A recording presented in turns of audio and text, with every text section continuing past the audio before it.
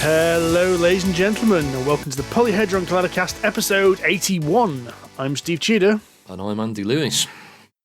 And that's all we've got at the moment, because it appears we're in full COVID-19 lockdown, and it's just the two of us can make it this week. It's not an excuse, though. I've got COVID, and I'm still podcasting. Have you actually got it? Yes, I believe I do. I have many of the symptoms, or at least I've had many of the symptoms. Between myself and Alora, we've got pretty much the whole host. Although neither of us have respiratory issues, despite this being a respiratory disease. I was going to say, isn't that like the main symptom? Apparently so. But I've got this weird thing where, you know, if you get a cold and you kind of feel this sort of bunged up effect around the kind of your top of your nose and the base of your eyes. But of course it gets bunged up in your nose runs and all that sort of stuff. I've got that feeling, but no cold. I can breathe normally with no issues and no cough. However, I did have a 36-hour fever. Blimey. Yeah, that wasn't nice. We have a memory foam bed, so that was basically like a sweat sponge. Ew. I know, I have to basically take it outside and wring it out, you know. It's not nice. Oh, bloody hell. See, what you've got sounds more like what I had about a month ago, 6 weeks ago. Really? Yeah, because I had, I just thought it was flu, and I'm still adamant it's flu. I had a fever, achy bones, headache, absolute knackeredness, lack of appetite, which is the first sign that I'm properly ill. My mum says the first thing about me is the two things you can tell about me. Well, you can tell there's something wrong with me. I go quiet and I stop eating. Yeah, exactly. So, but I had a bit of a phlegmy cough with that, which means it makes me think it wasn't coronavirus, it was just flu, because they'll say this is the cough you get the coronavirus is quite dry, isn't it? Yeah, Laura's had a cough for about 3 weeks, and it's been driving me doolally, and it has no phlegm. So... Yeah, well, I was phlegmy to begin with, my cough, and it just turned into just a dry, persistent cough. Right. And now every time I cough, I have to keep going. I've been coughing for months. About 6 weeks, I've been coughing now. I was coughing before it was trendy. Yeah, so between the two of us, we've had most of them apart from the respiratory one. So, I mean, it may not be COVID, but by the sounds of a lot of I've kind of run it through with other people, and they all seem to kind of collectively agree that it probably is. I've got this weird back pain as well, and I've had it when I first started my fever. And every time I mention that word now, I get Entrance's Staying Alive, fever, fever, fever in my head now. Okay. Do you not remember their version of Staying Alive? Get raw with the fever on the dance floor. Oh, God. I've had horrible flashbacks to that now. There you go. And you'll never now unhear that. I think I tried to forget that. You're welcome. But anyway, when I first got my fever, which was sort of Thursday night, so it's, what day is it today? Jesus, I can't even remember. Monday. It's Monday. Monday the 30th. We are actually trying to stick to a standard regime, and we normally podcast on a Monday these days, and goddamn, I was going to podcast today. Oh, God, seriously, this is like day 400 of March. You thought January was long. Oh, no, this is ridiculous. Anyway, the point is, 4 days, some days ago, Thursday night, relative to when we recorded this, so the 20-something of March, I went downstairs to put the cats away, and I was feeling fine all day, because you and I, we all played Dungeons & Dragons on the Thursday night, and I felt fine, mostly. And then literally about half an hour after we finished, we sort of decided we'll go to bed, put the cats downstairs where they live overnight, just keep them quiet, and that's kind of their room. And I went downstairs, and there's a slight chill in the room, and honestly, my back went into spasm. I was shivering so hard. Literally, my body just fevered like that. It was weird. And honestly, my back has just been completely in spasm, basically, for the last 4 days. It got through the fever and it's a lot better, but it's still aching. And I've got this weird feeling on it now. It's like it's really sensitive to touch. Like even when my t-shirt brushes it, it's like almost like I've been horrendously sunburned. And you know when you don't want something to touch you, it's like that. It's really, really weird. So I don't know. Bizarre. Yes. I'd say my knees ache, but that's probably just old age. You didn't bring something nasty back from Kenya, did you? No, I was fine when we came back. I've been fine for, 2.5 weeks. Alora's been crocked, basically, since we came back from Kenya. She's had dysentery and not tuberculosis. No, what's it called? Gastroenteritis. That's what she's had. I was actually going to say, because the gastroenteritis actually has a lot of symptoms, which you described earlier. You know, the backache and the stomach. Like, it can feel like flu to begin with. Well, I've not had it. My stomach's been fine. Alora's had it to start with, and then it sort of developed into a cough, and then she's upstairs now. She's been in bed all day today, so she's proper COVID. But we've got different symptoms, so it's really weird. I don't know. I'm guessing I have, but again, I don't know. It might be something completely unrelated. But I don't get ill. That's the thing. I usually get some sort of poxy little cold about this time of year, which I've not had, and that's about it. So for me to have a fever and everything else is very rare. Anyway, it's no excuse for the two, really, quite frankly. I don't care what's going on in their lives. It might be major. It is major. They have very good reasons not to be here. So, with all this COVID, have you had a chance to play any actual games? Or do any DIY? I've done some DIY. Of course you have. Of course I have. Well, the thing is, it's a good thing, since Airecon, I have actually done some DIY, as promised. The good thing about working at home is, of course, you don't have the commute, so you're saving like 2 hours a day not travelling. And of course, because I get my lunch hour as well, which is unpaid in my establishment, so I can do what the fuck I want at lunchtime, I gain 3 hours a day, which is shitloads of time, really. Which means I've finally managed to frame a bloody great mirror we bought about a year ago, which I've been meaning to do pretty much since we moved in, because we've got kind of internal brickwork. What's the word? It's not a fireplace, but 80s houses all had them. You've seen it, you know what I mean. But it's got this horrendous alcove in it, and it looks like something the Virgin Mary needs to sit in. And Alora hates it. So she said, right, we're putting a mirror on for it. Hide it. I said, fine. So we ordered this bloody great... Honestly, it's 1.5 by 1 meters in size. It's massive, just to cover the whole thing. So anyway, I framed this thing. So I bought myself a router and a precision sander and goodness knows what else. I was in B&Q kind of 10 days ago, last weekend, which is probably where I caught this virus probably. And put all that up, so that's good. Looks quite nice. Although, annoyingly, the mounts I've put on stick out by about 0.5 centimetre either side of the bloody mirror because of reasons, even though I measured it. Never mind. And somehow I've managed to put one screw in the wrong place to hold it to the mount. So it's like about 4... On one side, it's exactly where they should be. And on the other side, there's one of them's 4 mil lower than it should be, and it's really pissing me off. The untrained eye, you just look at it and go, yeah, it's fine. But me, because I know it's there... It's driving my OCD mad. But anyway, yes, I've hung a mirror, so that's been good. But I have played games, not board games though, because I've been trying to learn Clinic, which I got at Airecon as well.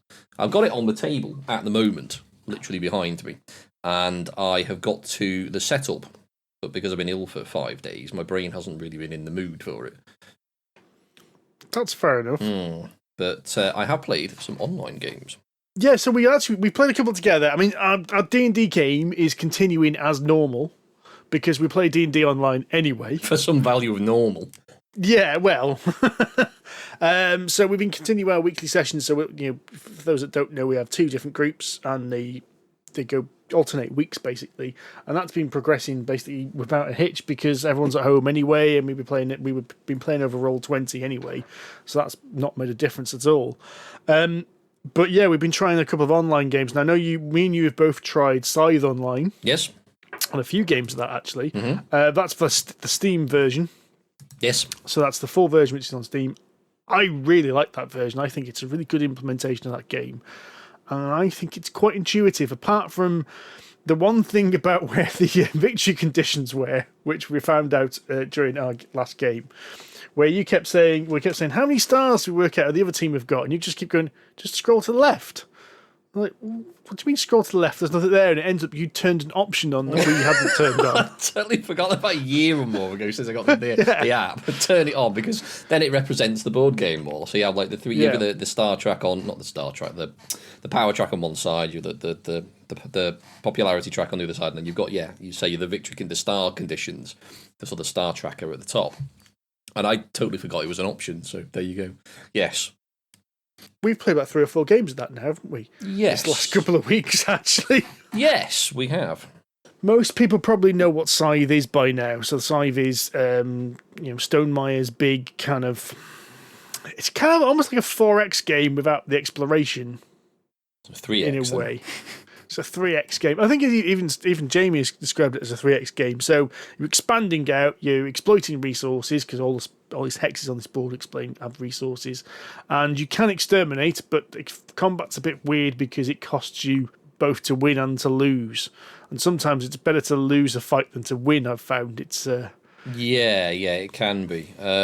It's not even exterminate, because you don't actually wipe out the thing you're fighting. You just kind of send it home with its tail between its legs. So it's more of a 2X game, really. 2.5X. With a bit of kind of happy slapping in the middle, a bit of handbags. But I really like it. It's weird though, because once you play it a couple of times, it looks like one kind of game. I always think it looks like it should be this like really in-depth kind of Euro resource strategy game. But I'm still thinking, after playing it quite a few times, it's actually like playing StarCraft or Command and Conquer. So what you're trying to do is just basically build everything as quickly as possible, and the quicker you build these things, the better your chance of winning at the end. Pretty much, yeah. For anyone who's never seen Scythe before, where the hell have you been? Because it's like one of the top 10 games on BGG, and has been pretty much since it was released. But it's the base game allows for a 5-player game, as obviously does the app, and then you can expand that with Invaders from Afar, which adds 2 more players, or 2 more factions, I should say. So you can have a 7-player game if you want. But it's a massively asymmetric game, so every faction is different, has its own power, and then you also get an additional board, which is your action board, and every action board is different. So even if you get the same faction from one game to the next, the action board you get is going to be different, probably, which means you're still not going to have the same game. So the number of combinations is crazy. And ultimately, you've got stars, because in Stonemaier games, it is always stars. And the first person to put their 6 stars down, to complete, basically put their 6 stars down in various different ways, will finish the game.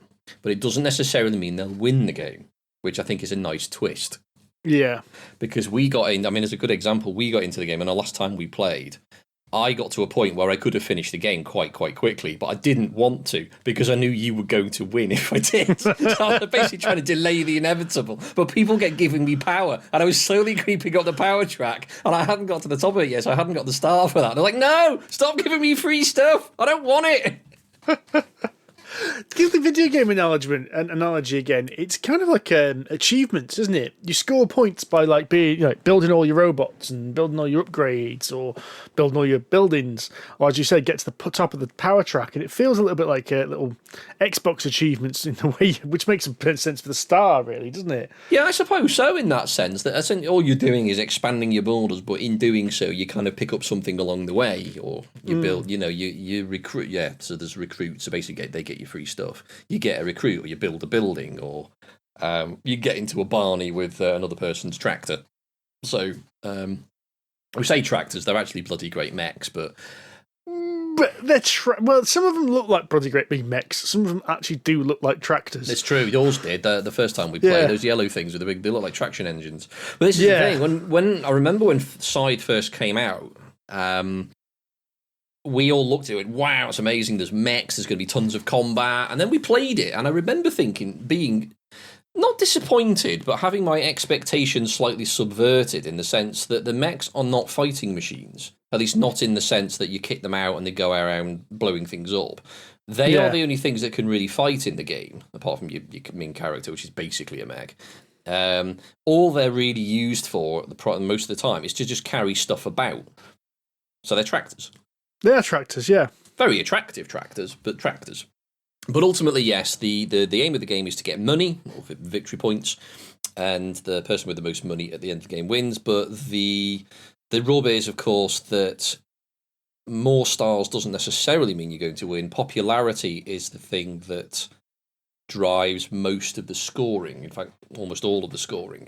So the more popularity you have at the end of the game, there's kind of like a tiered system, 3 tiers of it. The further up the track you get, the bigger the multiplier you get for terrain, resources, and money, and goods. No, buildings. But actually, the scoring, I think, is quite complex, and that's where I think it's properly Euro, because there's actually a lot of ways you can score in that game. A lot of it does down to a multiplier of your popularity as well, as you said. But what I find quite interesting, there's always something you forget about. You get to the end of the game, you tell up the total points, and there's always one thing you've gone, bugger, I forgot to get points for that. That's why I find it's quite handy to have the tracks on when I'm playing the game, so I don't forget. What I always forget about there's like a secret objective is only when we play. I've played a few games just against the computer AI, and then I played a real game with John. This was about 6 months ago, I think it was.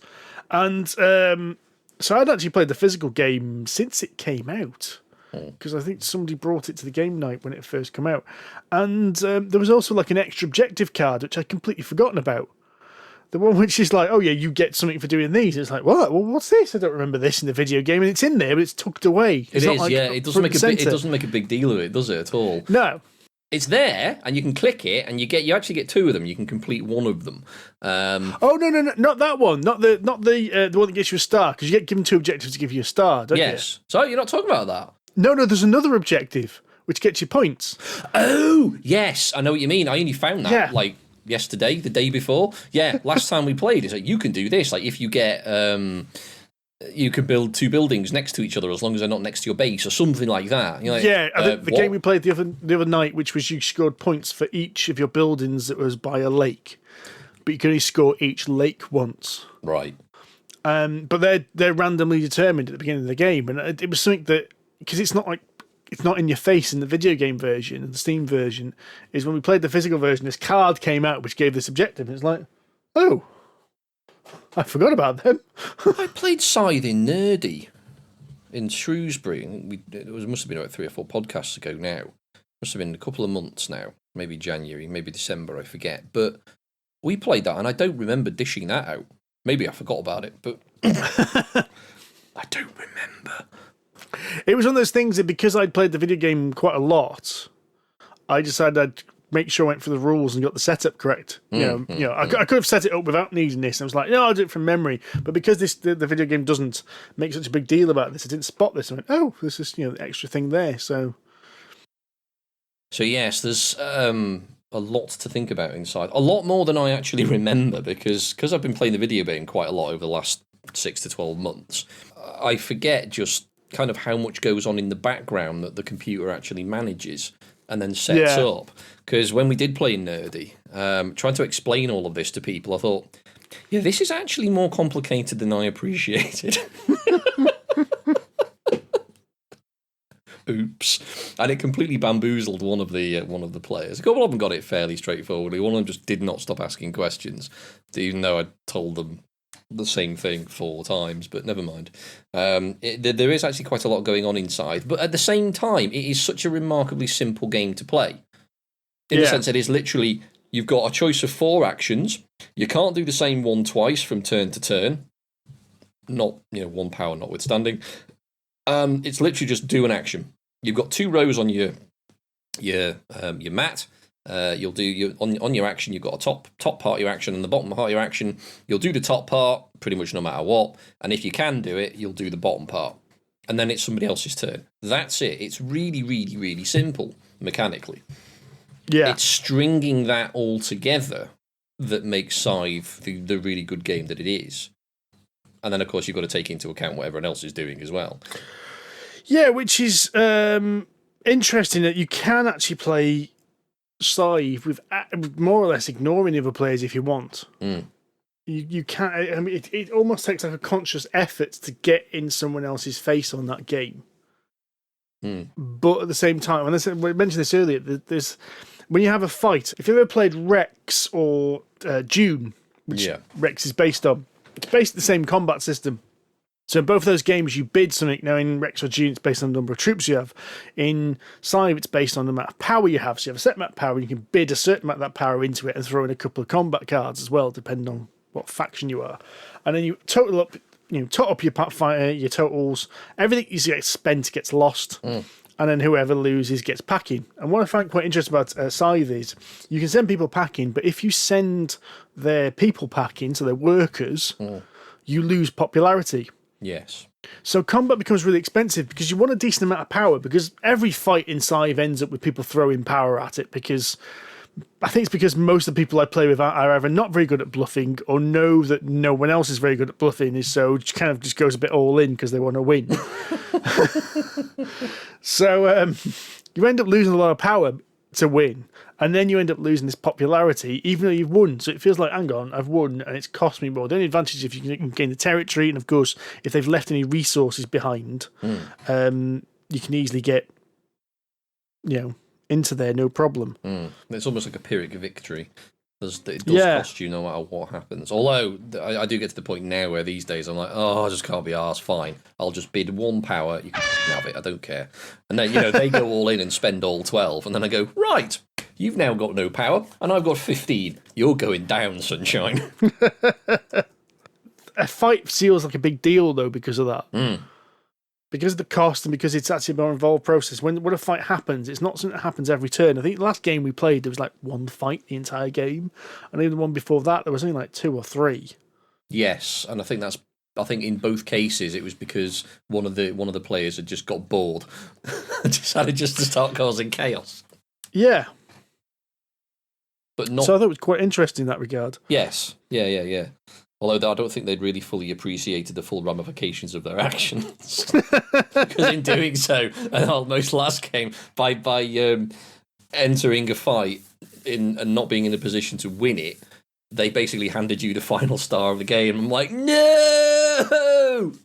Well, the irony is that it only delayed the end of the turn by 1 round, because I was like, I might as well just kick off a fight next round anyway for the same reason. And I was thinking about just kicking off a fight against you, because whoever won that would get that extra star at that point. Yes. So I was fully prepared for that, Mr. Tudor. Fair enough. That's why I started spreading out my resources very, very quickly. No, you go there, you go there, you go there. Give me some territory, quick. But it's a really, really good game. And as you say, the app implementation, I think, is extremely good. Now, if you don't know how to play Scythe, it can probably seem very confusing. Because our own John did struggle with it, and he's only played the board game once, and that was, as you say, about 6 months ago. So it probably took a lot of trying to remember what on earth is going on. But if you're used to the board game, I find it's a really good representation of what's actually going on in the board game. Yeah. I also think it's a very good tutorial as well. It's a bit, unfortunately, it's one of those tutorials that if you do know how to play, it feels like a bit like Grandma sucking eggs kind of thing, because it goes for every single principle on its own in like a separate little thing. It's just like, oh, come on, come on. Yeah. Yes, okay, fine.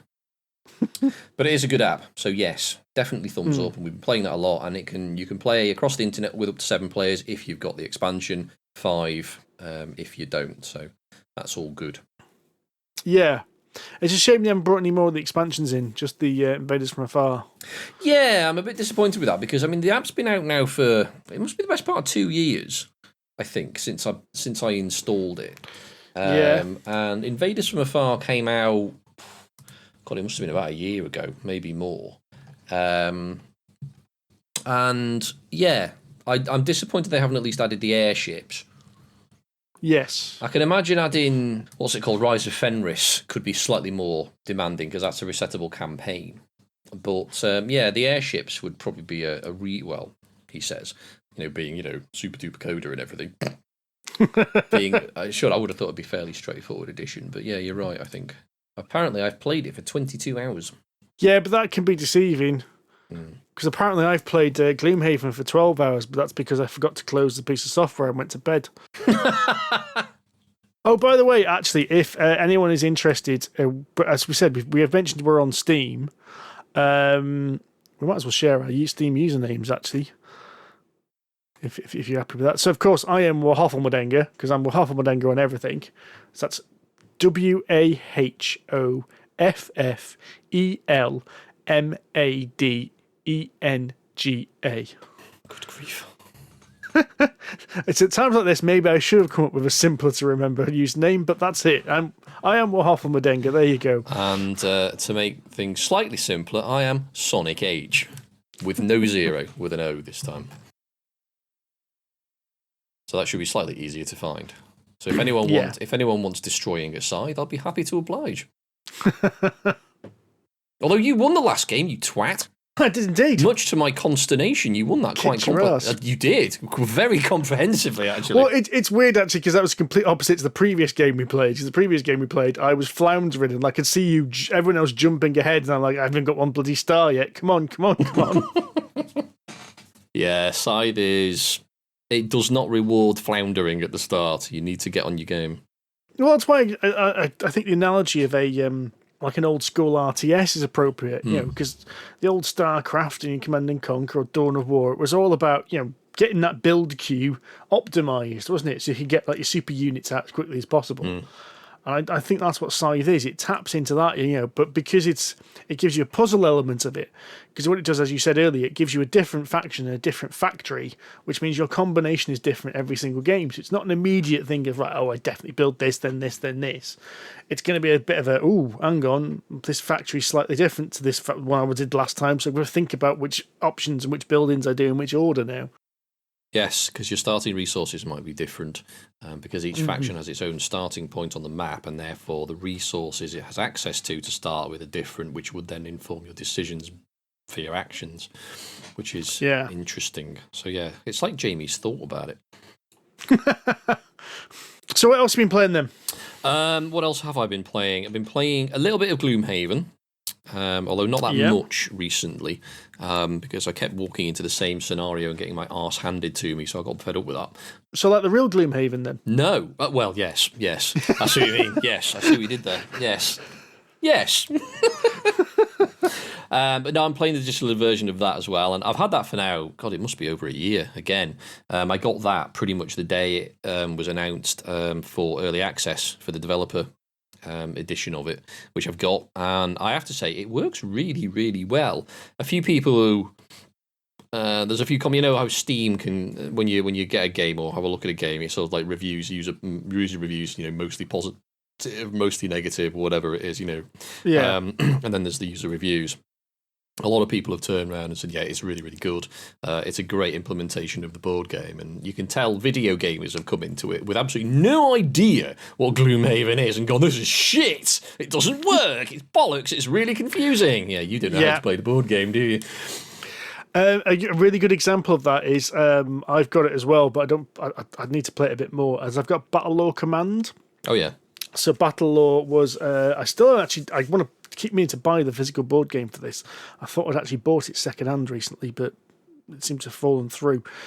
But it's a fancy game, which is 1 versus 1, and if you played Memoir 44, Battle Law and Memoir 44 are basically the same game. So Memoir 44 is a World War II version of the game, Battle Law is a fantasy version of the game.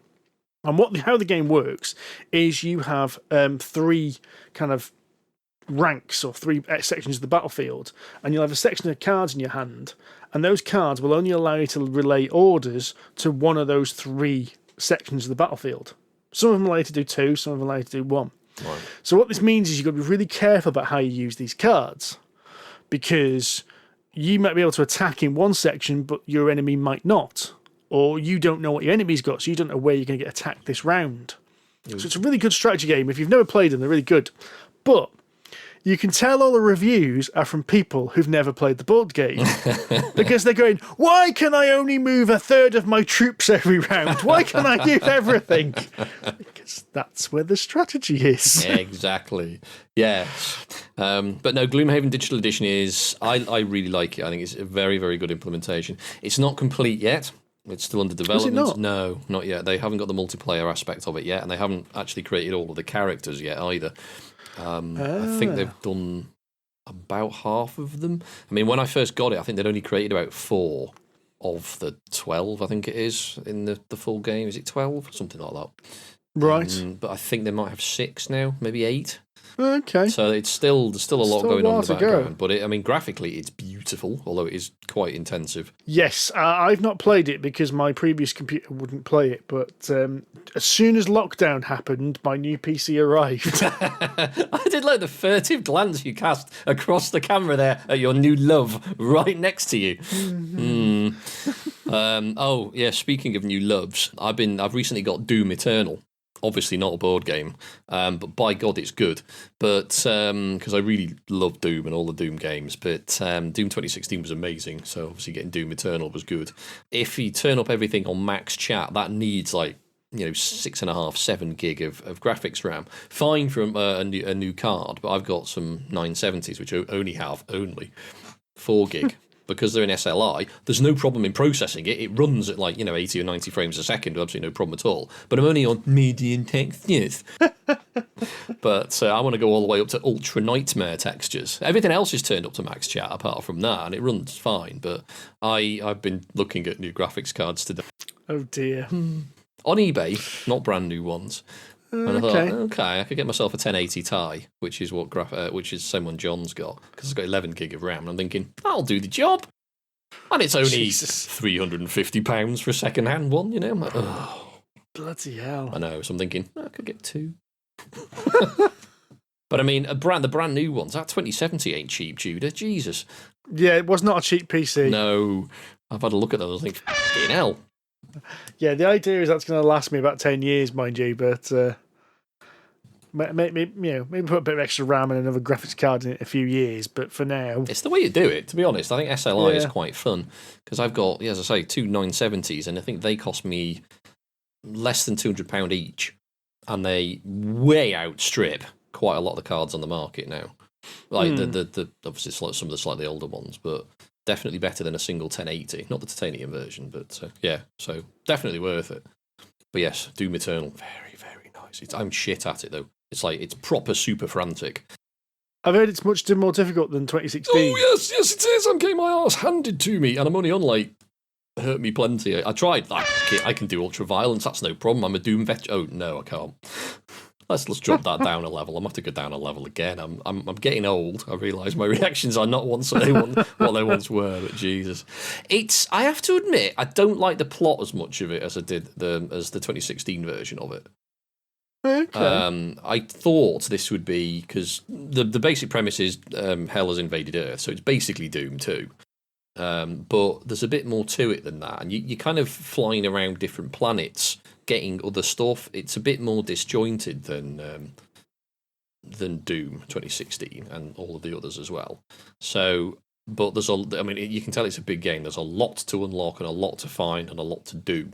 So it seems huge. Though I don't like the new weapons as much, and there's not as much ammo capacity. I run out of ammo a lot. Well, isn't it something about you have to do attacks in certain ways? Because the old game, if you did the brutal attack, you got health, was it? And I've heard this is like you have 3 different ways of killing things, and one way gets you ammo, one way gets you health, one way gets you armor, something like that. Sort of. I mean, I'm still getting used to the fact that you can use what's called a flame belt, which is basically like a shoulder-mounted cannon thing that just sort of sets your enemy on fire. That'll do one thing, but you've still got the chainsaw, and that basically gets you lots of ammo. But you can only do it on certain enemies. Like, there are some enemies, it just goes, nah, I'm not doing that, go away, which is really inconvenient when you forget, and you're getting the shit kicked out of you by like a sort of a miniature sort of Spider Megamind, and various other things. Like, it won't attack a Mancubus with a chainsaw outright. You have to beat the crap out of it first, which is really annoying, actually. And then you got the stagger attack, which is what happened in the first, and that gets you health. I don't know about the others, because I'm not good enough to do all of these things at the moment. I'm still getting used to it, but it is very good. Well, speaking about other games you can play online, me and Adam have also been using Jinteki. Jinteki.net. Now, what Jinteki.net is a way to play Android Netrunner online. Now, it's a little bit clunky. So just like Scythe, where you said it helps if you played Scythe or know the rules first, you really have to know how to play Android Netrunner. This is not a way to learn how to play Android Netrunner. You need to know what's going in before it happens, because the way in which icebreakers work is not the best coded or the most intuitive. There's a few times we've been halfway for a run. So for those that haven't played, Android Netrunner is an asynchronous... sorry, not asynchronous. I always say that, and the listeners pick us up. Asymmetric deck construction game, so similar to like Magic or that such like. And when I say asymmetric, is one player plays an evil corporation, and one player plays the hacker. And what the hacker is trying to do is the hacker is trying to hack into the corporation's systems and grab these agenda cards, whereas the corporation is trying to score these agenda cards. And what you have is you set up servers, which are basically just columns on your board, the corporation does, and puts ice in front of it. So virus checkers, basically, and hacker has to get past these firewalls and what have you. And in the game, there's a flow to how you do it. You say you can approach, then the corporation says whether he's going to res them, which is basically flip over the card and activate them. And then you have to choose whether you're going to jack out and waste a turn, or you're going to go ahead and then you've got to try and beat it. And it's just something about the Jinteki.net script is just not quite right. In that it keeps a lot of the menus up when it should have got rid of them. Okay. So you're there, hang on, what the hell am I supposed to press? And there's been a couple of times where we've screwed up. You know, you're like make a mistake in a board game. Mm-hmm. Like, I'm going to play this card. Oh, God, I haven't got enough credits to play for this card. So, all right, then, I can't play that. I need to do something else. Whereas this game's a bit unforgiving. So you go, I'll play this card. And it goes, all right, then. Oh, by the way, you haven't got the resources for it. Next. So, wait, what? So it's like, okay, but other than that, as I said, if you know how to play Android Netrunner, it's a really good implementation of it. Okay, that's good. And really like kind of low memory, so it's not like it doesn't look swish, but it does its job. That's which means you can still get a game in. That's all you need. So it does look very swish, which again me and Adam have given a bit more of a go of this week, was Tabletopia. Ah, okay, yes. So Tabletopia and Tabletop Simulator have always been both kind of two popular ways of playing board games online. Now, Tabletop Simulator, I'm personally not a fan of. I think it's a little bit clunky. Is that the one with the really annoying theme music in the background? I think so, yeah, which you can turn off. Tabletopia is a bit more swish. I think Tabletop Simulator is basically one guy made it in his bedroom kind of thing. Whereas Tabletopia had like a whole bunch of coders and that built into it. So I think Tabletopia ends up being a little bit expensive, so you've got to buy, I think you've got to buy credits for it, but I don't think we had to do it the other day, but you can play it in your web browser. So what you can do is set up a game and invite other people to it. Now, it's much more, both of these things are kind of quite literally virtual versions of the board game. So whereas the Scythe digital game we were talking about before has been coded to be a Scythe board game, so it has all the rules built in, the actions you can take are the actions you can take in that round. Tabletop Simulator and Tabletopia is basically, it is a virtual version of the board. So the cards are there, the board's there, the dice are there, but you need to know how to play the game because you can pick up and manipulate any of the components, just like as if the board game was in front of you. Yeah. So if in this round of the game you're supposed to pick a Mythos card up, well, if you're playing a digital implementation of the game, normally you'd only be able to pick a Mythos card. Whereas here you can pick any card off any deck, regardless of what's happening. Raid the bank for a big pile of money. I'll have them. Yeah. Which means if people aren't kind of playing in the spirit of the actual game, they can screw it up. And I can't remember which one it is, but one of them has got a flip the table button as well. Which I think is Tabletop Simulator has got the flip the table button, which, press one button and the entire table flips up and throws all the pieces. I've also heard of people playing D&D on Tabletop Simulator as well. Really?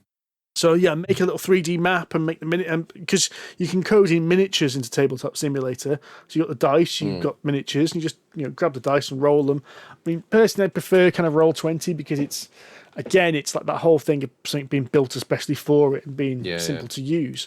But yeah, both of them work quite well. I personally prefer Tabletopia. I think it's prettier, and I do feel it's a little less clunky. But we played Role Player on it the other day. Oh right, yeah, worked absolutely fine, no issues.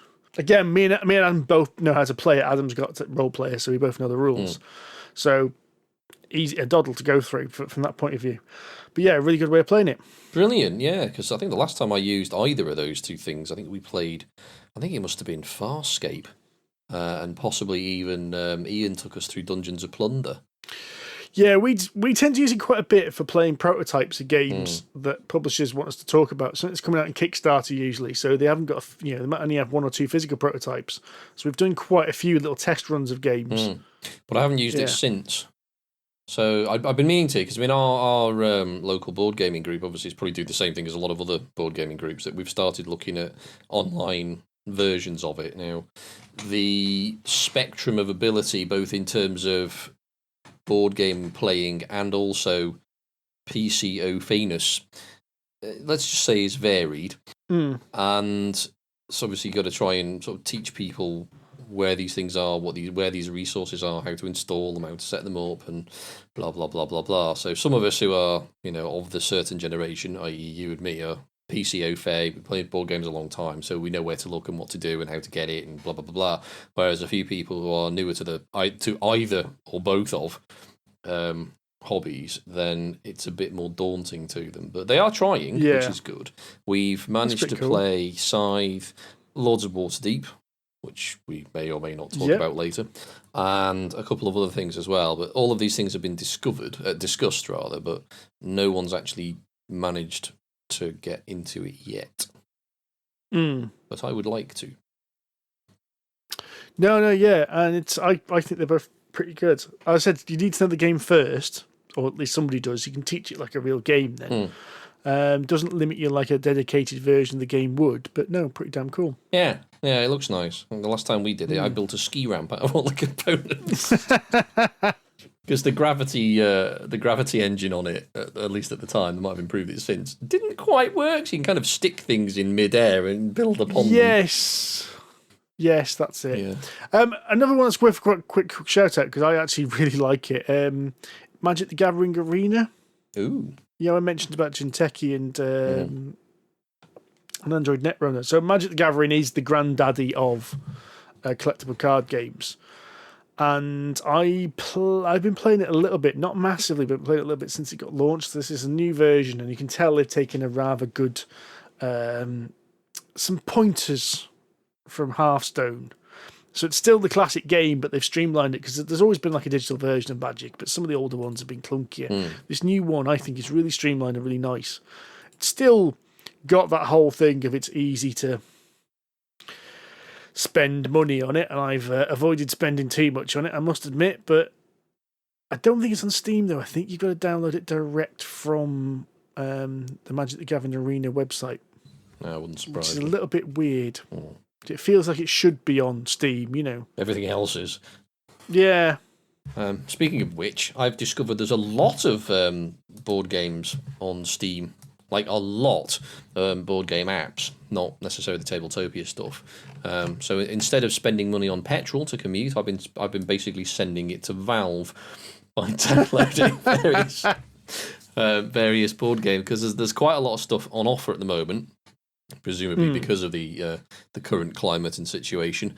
But I've downloaded things like Pandemic, Mysterium, Splendor, various others. A huge Asmodee sale on at the moment. They've dropped 50 to 70% off a lot of their games, so you can pick up these things for like £2 or £3. Which is great.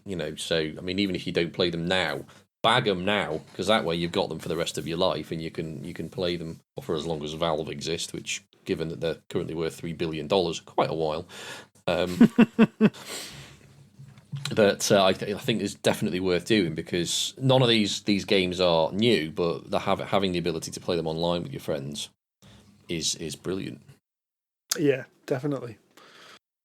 Yeah, Lords of Waterdeep. Lords of Waterdeep, or as I lovingly refer to it, baby's first worker placement. I think it's a little bit more advanced than that. Is it, though? I think it is. I think it's. I'm just trying to think. Do I know any lighter worker placements? There aren't any. Damn you! I think you're right, you bastard. I know. The thing is, though, I say that, and Laura keeps telling me, "Will you stop telling people like it's that? You're putting them off." I'm not putting them off. It's true. It is baby's first worker placement, but it's not said in a bad way. It's a simple worker placement. I'd say, tell you what, Charterstone's base game is much more baby's first worker placement. Ooh, down there. Ooh, hello. Oh, there's been a higher bid.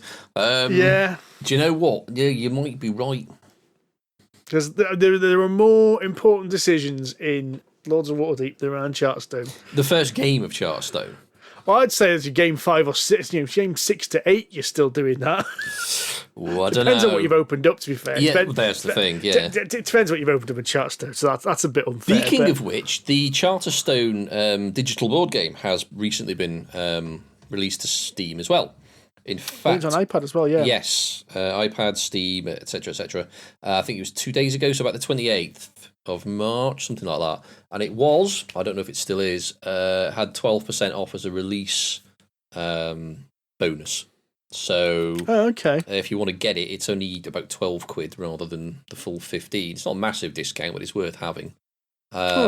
That's bizarre because it's cheaper on iPad. Yeah, I've noticed the price of these things seems to vary. Some games are more expensive on iPad and some are more expensive on Steam. It's weird. Yeah, it's very peculiar. Is that got crossplay? Because one of the things I found quite cool about Lords of Waterdeep is it's got crossplay. So you were playing on Steam, and me and Laura were playing on iPads, weren't we? Yes. I don't know. I haven't tried on Charterstone. Okay. So we'll probably have to try it. I don't see why not. Yeah, you say you don't see why not, but because you need to set up an account, which means you'll probably have you need to have a username and a login and stuff, which means you probably can, like in Lords of Waterdeep, but I don't know. I haven't tried. The good thing about the Charterstone app is that it turns it into a resettable campaign rather than a full legacy. You can play a full legacy campaign from start to finish, but if you decide this, I've had enough, you can just start again and reset the whole thing and begin again, which is quite good. Okay. Yeah. And you can play it with bots, you can play it with people, or you can play it with a mixture. Or you can just decide, right, I just want a single game, and it'll set up the game as if you finished the game. So there won't be any more buildings, which kind of renders 2 or 3 of the spots moot on the board, like the airship where you build things and the Charterstone where you're opening boxes. But it assumes that you've opened everything, and it just populates the board with a random set of buildings. Oh, that's interesting. And you just play the game as if someone had finished their campaign, which is all right. But then, you go straight into that, having not played Charterstone for 18 months, and you think, what the hell am I doing here? But anyway, yes, Lords of Waterdeep. Yeah, another good app. It's, despite it being a simplistic-ish worker placement, I really like it. Now, I know Mark Cook of Airecon really loves Lords of Waterdeep. Oh, it's his favourite game, isn't it? It is, absolutely. You can't get enough of it. Yeah, can't get enough of it. Absolutely loves it. I think if anyone wants to gift him a copy of this on Steam, actually, I think he'd really appreciate it. See, and I think one of the things that makes there's one of the things that makes Lords of Waterdeep more appealing to us is we are neck deep in Sword Coast lore. I think we're deeper than that, mate. We're struggling to surface. I think we're that deep. But yes, I think you're right. Yeah. So what that means is, like, me and you have read quite a few of the books. We play D&D. We've ran a campaign in there. We're running a campaign in there at the moment. We played the Baldur's Gate video games. We played some of the other games as well. So we are kind of like well versed in everything. So when you do that, those mission cards in Lords of Waterdeep come a little bit more because you know who Xanathar is, for instance. When it says, this your quest here is to kill the Xanathar. Well, I don't fancy their chances. Good luck, mate. I tell you what, you could have that. Oh wait, that's worth 25 points. No, gimme. Only 9 warriors. Good luck. Yes, no, it does, mate. It's good, and of course some of the cards come out. Like you built, Laura built in our last game, the Yawning Portal. You're like, yes, that's brilliant. And it's knowing all the spots on the board become something a bit more interesting then because you are aware of what all these things are and and the history of them, if that makes sense. Yes. And they say it doesn't have any theme. Exactly. That's what I find a little bit odd about it as well, because I know the argument is that you could retheme Lords of Waterdeep with almost anything, but once you recognise those things, I think you're right. It hones it in. You're not just like, as you said, you're not just grabbing some orange meeples.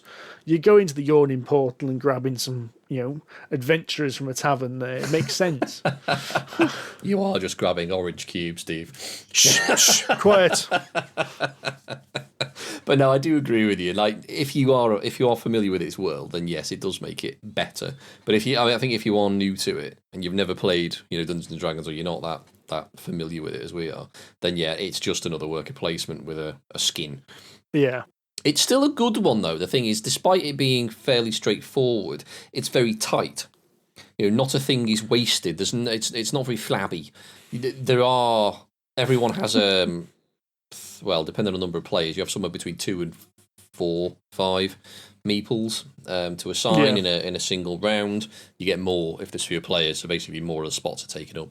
And you can acquire, various flavours of cube, which represent different adventurers, and then you can get money, you can get quests, or you can build buildings, which get you money and potentially get you free stuff as the game goes on if people use your buildings as action spots.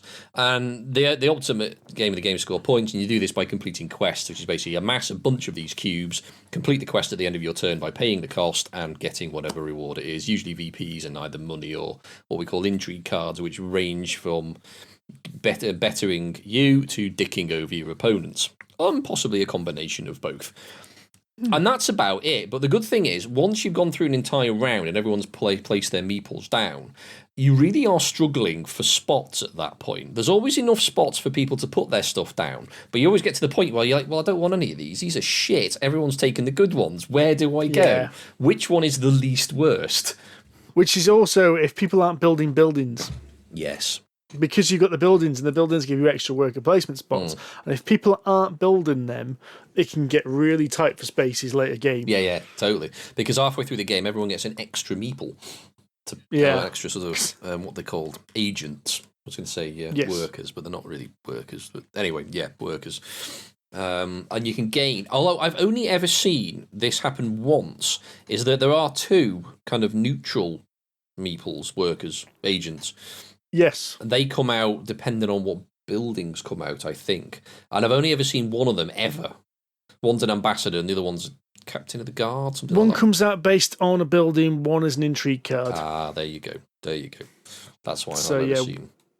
One of them gives you, one intrigue card gives you extra worker and one building. So the intrigue card one comes out so rarely. Yes, and then there's the app also has the expansions as well, which is Skullport and is it Undermountain? Undermountain, that's right. So these are sort of modular expansions as per the box, the actual physical board game, but they go in the app as well, and you can tick them on or off. I think you can tick both of them on at the same time, actually. Yeah, you can do, which I haven't yet done. Having played the physical game, it's only worth putting all 3 of them on if people kind of know what they're doing, if that makes sense. It is like the Uber game, although Undermountain just adds more options. Right. So Undermountain, if you're not quite sure what to do, Undermountain feels like, here's a bit more, gives you some extra spots to go to, and puts a load more extra intrigue cards in and things like that. Skullport, however, adds this new mechanic, which is the corruption. Yes. Which makes the game a lot more interesting. That's when Waterdeep goes beyond this baby's first worker placement, as you call it, because the corruption is a really interesting mechanic, because the more corruption people take, the less... Basically, each corruption gets multiplied by this multiplier, which then gets taken off your victory points. So a little bit of corruption isn't a bad thing, but the more people take more corruption, the more that corruption is worth less. And there's a very balance about, well, if I take more corruption, I'm going to make it worse for the people who've actually got more corruption. So it makes it a really interesting kind of gamble, and people, of course, can screw up that gamble for you. Oh yeah, I'm not. Well, I'm a bit corrupt, but he's more corrupt than I am, officer. Go and talk to him.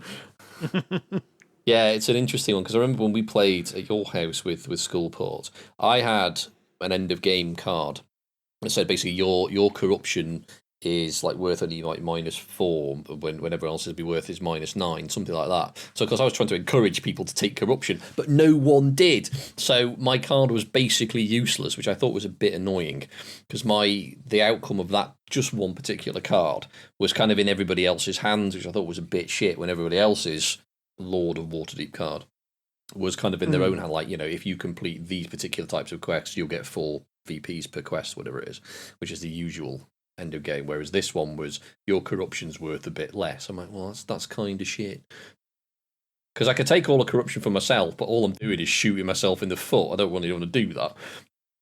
So I spent half the game trying to give it back. But it is a good game. I do enjoy it. No, I think it's a really good game, actually. I'm hoping they put the other ones on, because there's a couple more D&D board games on, but they don't seem to be pushing for the digital versions at the moment. Which one? So you've got the Tyrants of the Underdark. I've heard very good things about that. Now that's an interesting one. I only played it 2-player, and I feel it's a game that needs more players. So Tyrants it's a deck builder, Right. but you're also manipulating the board. So what you are drow houses, and you are trying to take control of various cities of the Underdark and recruit creatures of the Underdark to your side, which is basically your recruiting is taking the cards into your deck. But you're basically putting your influence on the board, so it's an area control and a deck building game at the same time. Ah, okay, interesting. And it's another one of those games where if you are, as we are, really into like D&D Sword Coast lore, you'll recognise all the names of the places. Yeah.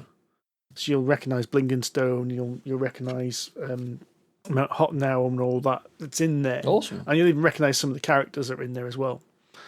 I haven't played the recent one. The recent one was the Gale Force 9 one, which is apparently a remake of their Sons of Anarchy board game, which you're trying to raid the dragon's treasure in Waterdeep. There's a dragon in Waterdeep? That seems unlikely. Well, it's Waterdeep Dragon Heist.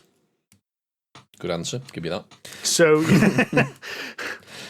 so yeah, there's a board game of that which I haven't played, but I've heard some people say it's really quite good. Oh, okay. So is that the Dragon of Undermountain then, presumably? No, I don't want to give anything away because it's part of the story of Oh, right, okay. Waterdeep Dragon Heist. Okay. So Let's move on. Yeah, Push that under a rug. Yeah, not like the sort of Tomb of Annihilation and all the other sort of crappy D&D board games that have been out there. yeah. No, I'm not a fan of these, but I know some people are. So these are I had one of them, actually got rid of it. So they had Wrath of Shardalon, Curse of Strahd, Legend of Drizzt, or Drizzt. And then they did a Tomb of Annihilation one, and basically you can actually merge all these games together into one super game if you want. Ooh. I didn't like it because I thought it was a bit too mechanical, if that makes sense. Mm-hmm. You move onto a tile and things happen to you, and it's a cooperative game in which basically you're up against the clock. So you know when we played Mansions of Madness, and it feels like you're up against this invisible clock. Yes. But it's not too much in your face. It is an invisible clock. Yeah, there's the sort of rising dread. Yeah.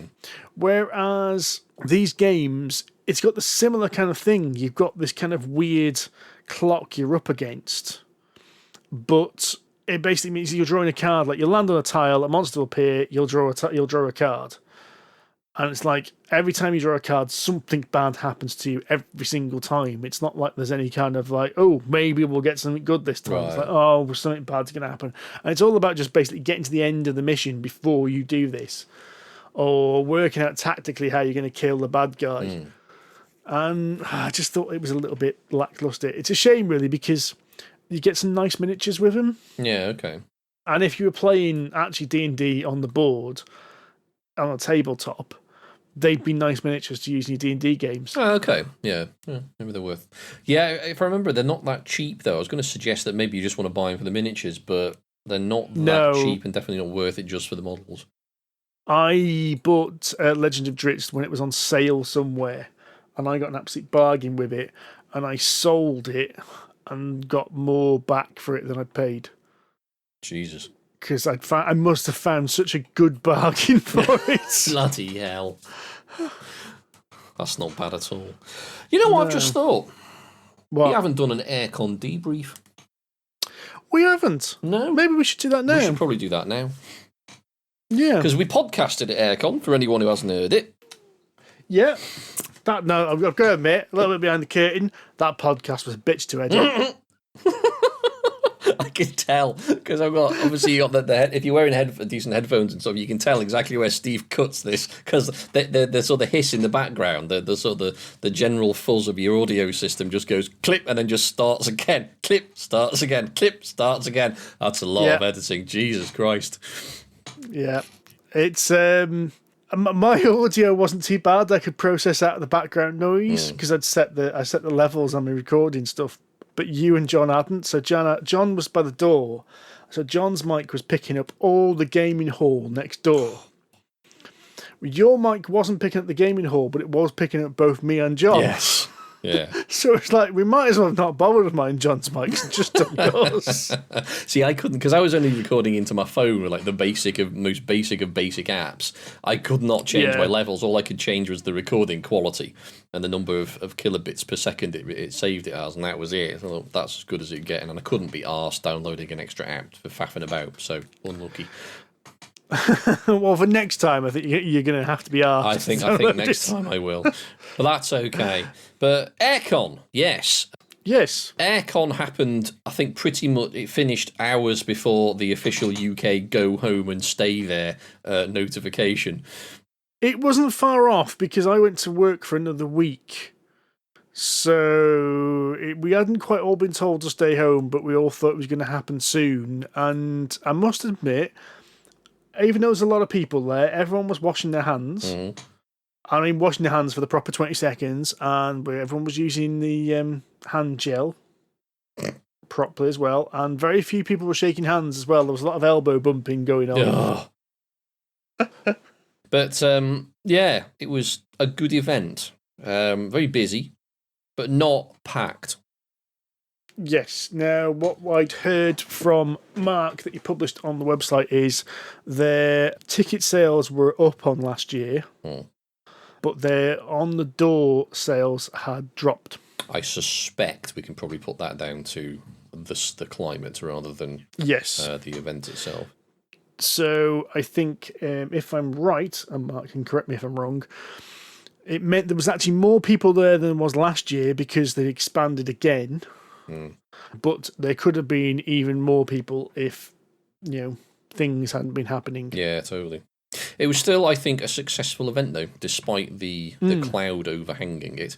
Everyone seemed to be in good spirits. It was a good atmosphere. Everyone was sort of friendly and happy, and there wasn't... Well, I didn't really, other than, the sort of elbow bumping stuff, it didn't feel to me as if anyone seemed to be particularly bothered about the virus. Other than, obviously, as you say, everyone was sort of kind of behaving themselves in terms of cleanliness. But other than that, it didn't feel like, you sit down at a table and people instantly hose you down in delousing agent and fire hosed you just to make sure you were clean. So there was none of that, which was quite nice. So that was all good. Like I say, we recorded our Airecon podcast on the Saturday afternoon. I just generally felt there was just no time for anything. It sped past. Now, I was thinking about this, actually. Even though Airecon lasts for a full weekend, we don't get a full weekend out of it. No. My wife's a teacher, so Airecon's one of the gaming cons that we're basically, our wives and partners all come along to as well. In fact, I think it's the only one they all come to. So we can't leave home until 4 o'clock. Which basically means we get there about 7 to 8, depending on the traffic. By the way, because of the virus, there was no traffic. Got there in record time. It was great, yes. It was brilliant. M1 is the quietest I've ever seen it. Even I got there. But it means that we get there 7 or 8 o'clock, but then we're hungry, so then go out for some food, get some food. Then it's 8, 9 o'clock. Now, one of the things that was really great this year, they managed to extend the opening hours, because in the past it's always only been open till 10. So what used to happen is we'd pop in at 9, basically say hello to people, maybe get a quick game, and then we'd end up going to the pub or to the bar. Whereas this year we could actually play a couple more games after that. But then the Sunday comes, and because, again, my wife's a teacher, she wants to get home at a reasonable time, we end up leaving about 2 o'clock in the afternoon on the Sunday. So really we only get 1.5 days of a 3-day gaming convention. Yeah, and of course you add into the fact that we're doing the podcast and all that sort of stuff, it breaks that up, so yeah, you lose it again. Not that I'm complaining about doing the podcast, it's good fun. No. But it does take an hour out of the gaming time. Yeah, and we also lost a few hours with the Brink and Buy. God, yes. That is, I mean, nothing against the people staffing the Bring and Buy. It was all fine. It was very, very busy, but you're taking a massive pile of games, and then, of course, on the Sunday, we decide, well, they're not selling. Right, price bomb. Steve and I got into a price war over one game. We're both selling. Say again, you've dropped it to 20. Right, 15. Lewis, 15. 12. Damn it. What got me is you said you'd apparently been speaking to someone as you dropped the price, and you told me, I've sold that. I've convinced them I've sold it now. And As I came in later to pick up my unsold games, I saw your copy there and instantly thought it was mine because I thought you'd sold it. I went, no, that's Andy's. Yeah, So obviously, as soon as they'd gone around the corner, this chap had gone, I'll just put that back. I saw him. I was, you bastard. What made it worse was I dropped the price of another game, and I was in the queue to just basically get my cash from like the end of the weekend and basically check everything out. And I dropped the price of one of my games, and there's a guy literally behind me who'd bought. I think it was Portal I was trying to sell, and he'd got a copy in his hand. I look at it, how much are you paying for that? And he told me. And I said, okay, because I was selling it for the same price. I said, drop it for 12, just get rid of mine. It's fine. But it was a lot of effort for not a lot. I think it might be easier to sell them privately or I don't think I'm going to do the bring and buy again. Because it was too many games there and not enough people buying. Now, whether that's maybe, I don't know if that's a thing of like the market at the moment. We were saying a few podcasts are back, people are buying less games. Maybe it's that. Maybe it was the location, because in the previous years, the bring and buy had been at the back of the trader section. So, it was very easy to take a quick wander around the traders and find the bring and buy. Whereas this time it was in complete opposite end of the building. So maybe there wasn't as many people just dipping in and out.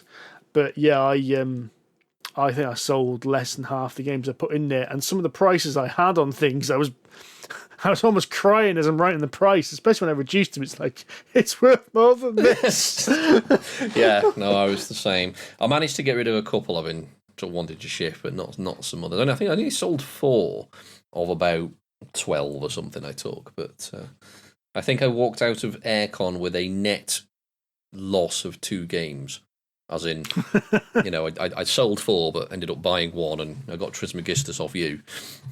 Yeah. So, sold 4, gained 2. Drop of 2 games, yes! More space in the Kallax. And then literally, like, a day later, the Planetarium expansion turned up, and so did the Too Many Bones expansion. So that's those 2 slots taken right back up again.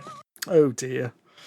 The last couple of years, we've been to Airecon. We've met a couple of exhibitors with something interesting, and though... picked up some things we brought home, which we'll probably talk about in a future episode. But I didn't think there was as many kind of interesting things in the exhibitor hall section this year. What about you? To be honest, I didn't actually spend that much time in it. Well, yeah, that's the other thing as well. I think I spent less time in it than I have in the past. I spoke to James at Defection, and he's convinced me that even I might like it now because he's taken a lot of the randomness out. I said, all right, fine, challenge accepted. He's desperate to sell it to me, I think. Which, but no, that's fine. I mean, he's been working on it for a long time, and I did enjoy it, so I'll give that a go. But I bumped into Big Davey T twice, and he kept complaining I've not come to see him. So, but I said, I just not had the time. I've just literally just been so busy. Well, I'll say busy, busy playing games. Again, just because the time just disappeared. So, but other than that, I know what you mean. I didn't see a huge amount that caught my eye. Although I did promise the lady whose name I forget now. She makes the flavoured D20 jellies. Oh, Honey Badger. Honey Badger, yes. I said I'd mention her again because she's expanded the range, and she's got like rose water and Turkish delight and various other. Is there a chili one she does now? Dice flavours as well. So she's expanded the range, and they're very tasty. I got a few samples. So she's doing very well, which is good. So she was doing a bit of a roaring trade, which is nice. But other than that, yeah, I didn't really spend that much time in the middle. The only reason I kind of wandered through was really just to go to the tea stall, fill my mug up. I think we spent more time with the queue at the bar than we did in many other places. You're probably right, yes. Oh, it was damn tasty beer, though. It was, yes. I say the generic, but those are the default Major Tom's IPA. That was banging, that was. Oh, it was belting beer, that was. I could have just gone, do you know what? Sack the games, let's just get smashed. I'm surprised you didn't, Lewis. It did occur to me. I considered it strongly. And at £4 a pint, I thought, do you know what? This is all right. Oh, I could do a pint of that right now. He says, trying to get over an illness. Make you feel better, surely. Well, you say that. I actually tried, because earlier in the week, before I got crocked, like properly crocked, I did have a bit of a tickle in the back of my throat. But I'd been oiling wood at that point, so I thought, well, maybe just the vapours have irritated me. So, yeah, I know. Snigger. Phrasing. I'm such a child. And I thought, okay, so I had a couple of drums of whiskey, and it basically killed it off. I thought, brilliant, problem goes away. So I thought, right. And the other night, I think was it last night, Saturday night, something like that, 2 nights ago. I thought, right, I'm over this now. Clearly, I wasn't, and decided I'll have another dram because I don't have any beer in the house, and I'm not allowed to go out to go and buy any more, obviously. So I've only got the 15 bottles of single malt on my shelf. I thought we'll have some of that, and I had literally a mouthful of it, and I thought, no, don't want this. Oh, put it back. Oh. Yeah, that's like the first time in my life, other than being massively hungover, that I didn't want to drink alcohol. Blimey, you are right. I know. I'm probably all right now, but we'll see. Test that hypothesis later. Thank you very much for listening, guys. We are going to draw this to a close. We have, of course, been Polyhedron Collider. We have only 25% have got the virus, so hopefully the rest of us can hold out the rest of the time and we'll be back soon with another episode. Hopefully. I've just realised I don't have my notes up with our usual thing, so I'll try and remember what they are, because we actually got this on a list. But our usual stuff, we are on Facebook at Polyhedron Collider, we're on Twitter, Polyhedron Collider, or at Polyhedron C. I'm on Twitter and also at Steam, Wahofflemadenga. I'm on Twitter as well, at Sonic H on Twitter with a 0, and I'm Sonic H on Steam with an O. We also have a Board Game Geek Guild, which is number 2726. No notes. Hey, we also will be playing D&D on Twitch every other week, because we're not Twitch streaming the Masters of Fate anymore. We're just doing John's group, which is the Champions of Chance. We will have been on Thursday this week. Now, I don't know what day this episode is going to go out. We normally go out on a Sunday, but that's usually because I can only edit it at the weekend. I've now got a schedule that's wide open, so this could end up being online at any time over the next couple of days. But we will be back in a few weeks, not sure when. We'll see how the virus goes, but until then, stay safe, stay indoors, and happy gaming. Indeed. Taddy bye.